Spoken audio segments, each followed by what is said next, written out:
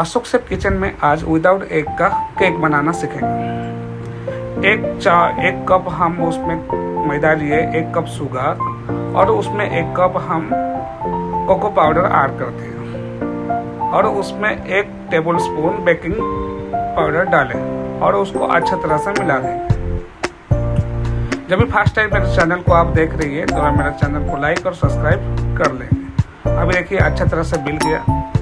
मिलने के बाद उसमें 1 कप हम मिल्क ऐड कर लेंगे और उसमें 1/3 कप ऑयल ऐड करेंगे क्योंकि थोड़ा सा स्मूथनेस लाने के लिए। अभी वो मिक्सचर को अच्छा तरह से मिला लेंगे।